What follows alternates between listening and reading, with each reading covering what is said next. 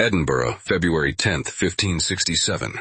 At 2 in the morning, Kirk of Field explodes with such violence that people half a mile away jolt from their sleep. When rescuers arrive expecting carnage, they find something impossible. The body of Henry Stewart, Lord Darnley, husband to Mary, Queen of Scots, isn't in the wreckage. He's lying in a garden, perfectly arranged. No burns, no blast wounds. Just a man in his nightshirt with a cloak across his shoulders, as if he'd taken a midnight stroll and never woke up. Except there are marks on his throat, a dagger nearby, and nothing makes sense. Welcome to one of history's most infuriating cold cases. A murder so carefully orchestrated that 4.5 centuries later, we still can't say who did it. What happened to Lord Darnley wasn't just assassination. It was theater, a message written in gunpowder and secrets, performed for terrified witnesses who wouldn't dare speak the truth. Every suspect had motive. Every piece of evidence points in multiple directions. Every theory crumbles under examination. The explosion was just the opening act. Henry Stewart shouldn't have been at Kirk of Field that night. He'd been recovering there for barely a week from a mysterious illness, possibly smallpox, possibly poison. Mary had arranged for him to convalesce in this secluded residence on Edinburgh's outskirts. Looking back, it feels prophetic, away from prying eyes. The perfect stage for murder. At 2 in the morning, Kirk of Field ceased to exist. The explosion atomized stone, timber, and glass into projectiles raining across the neighborhood. Windows shattered. The ground shook. This wasn't an accident. Someone had packed enough gunpowder to guarantee annihilation, to send a message that would echo across Scotland. When daylight revealed the scene, investigators found the impossible. Darnley's body and his servant William Taylor lay outside the ruins, positioned in the orchard, untouched. No burns. No scorch marks on the grass beneath them. They looked placed, as though someone had carried them there with care before obliterating the house. If the explosion didn't kill them, what did? Historical accounts describe faint impressions around Darnley's neck, bruising consistent with strangulation or suffocation. Witnesses mentioned a chair out of place in the garden, as if used for staging. Some heard Darnley's dog barking frantically before the blast. Had the men tried to flee? Were they lured outside under false pretenses before meeting their end? The explosion wasn't the murder. It was the cover-up. When investigators interviewed witnesses, they hit a wall of silence. Not because people didn't know anything, but because everyone knew too much. The shocking part? Nobody seemed upset about Darnley's death. Scotland's sentiment ranged from quiet relief to celebration. Investigators weren't just solving a murder. They were hunting for the killer in a kingdom where nearly everyone in power wanted the victim dead. Understanding why he died requires understanding how universally despised Henry Stewart had become. On paper, he seemed ideal for Mary, Queen of Scots. Handsome, royal, strengthening her claim to both thrones. Their 1565 marriage promised stability. Within months, reality shattered that promise. At 19, Darnley expected absolute authority simply for being Mary's husband. When she refused the crown matrimonial, the legal arrangement making him co-sovereign, he sulked, drank, and schemed. He embodied wounded pride and dangerous ambition. The Scottish nobility watched this petulant boy king and saw disaster. Reckless instead of stable. Arrogant instead of diplomatic. Unpredictable. His greatest sin came in March 1566, consumed by jealousy over Mary's relationship with her private secretary David Rizzio. Darnley joined nobles plotting to eliminate the Italian advisor. On March 9th, armed men stormed Mary's private chambers at Holyrood Palace. They found Rizzio clinging to the Queen's skirts. Mary, visibly pregnant, was held at gunpoint while conspirators dragged Rizzio away and stabbed him more than 50 times.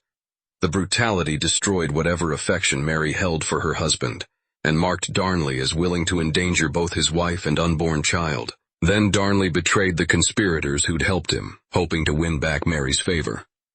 The strategy failed spectacularly. Now he'd alienated everyone. The Queen couldn't trust him. The nobility couldn't trust him.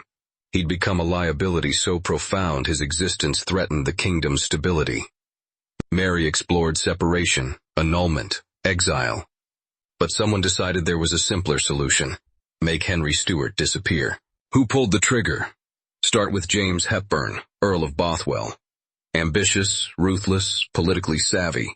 He had the resources and nerve to orchestrate elaborate murder. Witnesses placed him near Kirk of Field that night.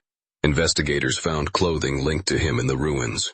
Damning evidence until you ask, would someone this cunning leave his calling card at the scene? Or was he being framed? The case against Bothwell feels too perfect, the power-hungry noble eliminating a rival to claim the grieving widow. Dramatically satisfying, but that's precisely why historians doubt it. Real conspiracies aren't this clean, suggesting Bothwell wasn't working alone. Enter the cabal of lords, a coalition of nobles viewing Darnley as an existential threat. Their motive wasn't personal but strategic. A kingdom can't function when the queen's husband undermines her. The explosion required expertise, gunpowder acquired, transported, carefully placed. Escape routes planned, witnesses managed. This wasn't one assassin but coordinated operation requiring institutional support. Then there's James Stewart, Earl of Moray, Mary's half-brother. He wasn't in Edinburgh during the murder, which makes him either innocent or exceptionally clever. Moray had a gift for being absent when danger struck. He benefited enormously from the chaos. Mary's reign collapsed, Scotland descended into crisis, and Moray positioned himself as stabilizer, eventually becoming regent. And the theory that won't die. Did Mary do it? Her relationship with Darnley had deteriorated into Cold War. He'd betrayed and humiliated her, threatened everything she'd built. That night she'd visited him at Kirk of Field, gesture that could be wifely concern or perfect alibi. She had motive and opportunity, but Mary spent the rest of her life insisting on her innocence. Even facing execution 19 years later, she never confessed. Was she genuinely innocent, manipulated by Bothwell and nobles around her, or deliberately framed by enemies wanting her removed from power? The truth is messier than any single theory. Multiple people likely knew what was coming. Some actively participated. Others looked away. In 16th century Scottish politics, plausible deniability was survival. If you're enjoying this deep dive into history's most intricate mysteries, hit that subscribe button. We've got more stories where the truth got buried under political intrigue and centuries of time. Standing at the crime scene 4 centuries later, we face evidence contradicting itself at every turn. The explosion should have been the murder weapon but wasn't. Bodies should have been in wreckage but weren't. There should be clear signs of death, but there are too many. Strangulation marks some reported and others didn't see, a dagger that may not have been used, clothing suggesting either hasty escape or careful staging. Modern forensic experts examining historical accounts note glaring issues. Gunpowder placement indicates deliberate demolition, but the pristine bodies suggest the men died before the house was destroyed. Strangulation leaves minimal external evidence, especially after centuries of deteriorating documentation. The crime scene wasn't just compromised but actively corrupted within hours. Witnesses gave contradictory statements. Evidence disappeared. Key testimonies changed. Political historians analyzing the aftermath reached a disturbing conclusion. The chaos wasn't accidental, but strategic. When everyone in power has something to hide, truth becomes dangerous. Better to drown the case in speculation than risk what real investigation might uncover. In 1567 Scotland, this was simply how the game was played. The aftermath reads like political theater. Scotland didn't mourn but erupted into finger-pointing. Rumors spread like plague. Bothwell fleeing, gunpowder smuggled by nobles, Mary knowing all along.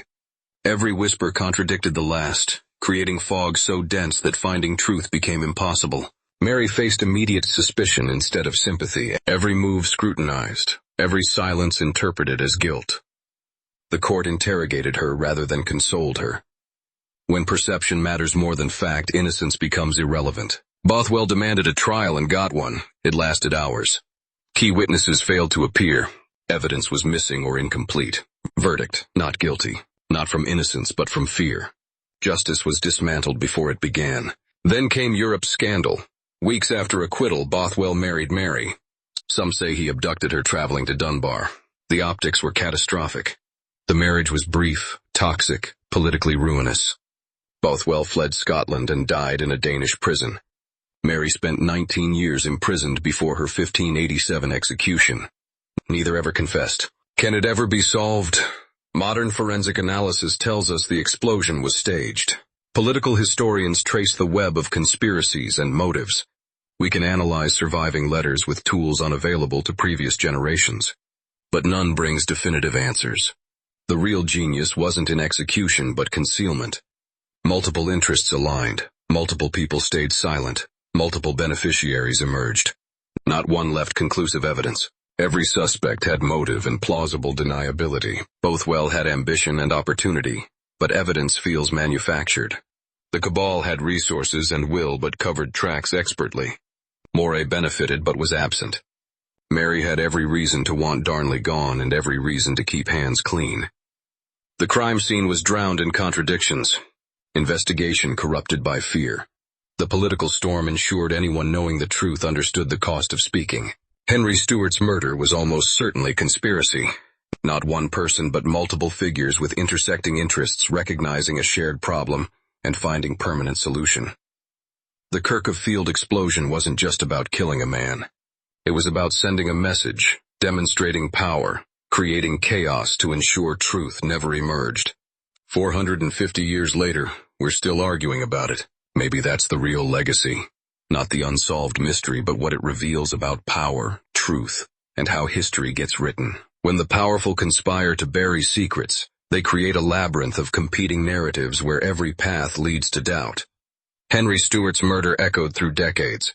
Mary's imprisonment and execution, her son James eventually uniting Scotland and England's crowns.